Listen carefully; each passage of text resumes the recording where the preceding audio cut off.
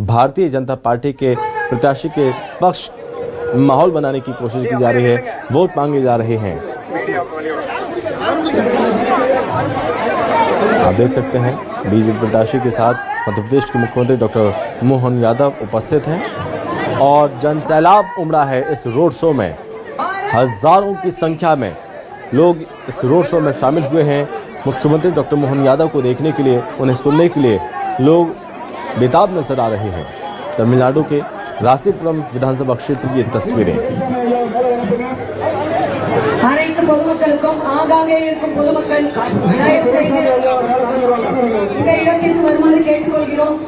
तो भारतीय जनता पार्टी प्रत्याशी के समर्थन में ये रोड शो किया जा रहा है। இந்த முறை முதல் முறையாக ராசிபுரத்துல தாமரை சின்னத்துல தேசிய ஜனநாயக கூட்டணி மூலமாக வந்து வாக்கு சேகரிச்சிட்டு இருந்தோம்.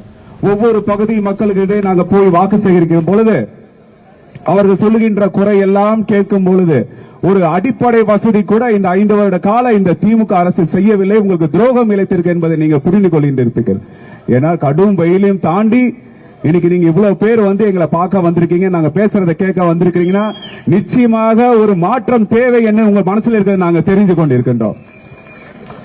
எல்லா பகுதி மக்களுக்கும் சென்றுகின்ற சொல்லுகின்ற நாங்கள் ஒரு விஷயம் என்னவென்றால், இந்த முறை நாங்கள் கொடுக்கின்ற ஒவ்வொரு வாக்குறுதியும் என்னவென்றால், ஒவ்வொரு தரப்பட்ட மக்கள், நம்மள மாதிரி பாமர மக்கள், கஷ்டப்படுற மக்களுக்கு தேவையான அனைத்து தேர்தல் அறிக்கையை இன்னைக்கு வருங்கால அண்ணன் எடப்பாடியார் அவர்கள் உங்களுக்கு தெரிவித்துக் கொள்கின்றார். இன்றைக்கு நம்முடைய போதை கலாச்சாரம் முக்கியமான விஷயமா நம்ம எடுத்துட்டு போயிருக்க பகுதி மக்கள் எல்லாருக்குமே, நம்ம குடும்பத்திலிருந்து ஒவ்வொரு சொந்தங்களை நம்ம இழந்துட்டு இருக்கிறோம். நம்மளுடைய இளைய தலைமுறைகள் ஒவ்வொருவரா நம்ம வீட்டில இருந்து ஒவ்வொருத்தரையா நம்ம இழந்து கொண்டிருக்கிற காலம் இது. பாதுகாப்பற்ற இந்த தமிழ்நாடு இனி நீங்கள் வருகின்ற 23ஆம் தேதி முடிவு செய்ய வேண்டிய நாள்.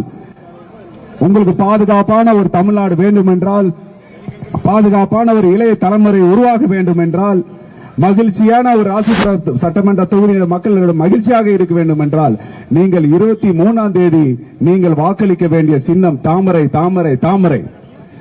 ஒரு பகுதிக்கு நாங்க செல்லும் ஒரே ஒரு எடுத்துக்காட்டு மட்டும் சொல்லிக்கொண்டு ஐயா அவருக்கு நான் கொடுக்க போறேன். பட்டணம்னு ஒரு பகுதியில் நாங்க வாக்கு சேகரிக்கும் பொழுது ஒரு பெரியவர் வந்து என்னை பாக்குறாரு.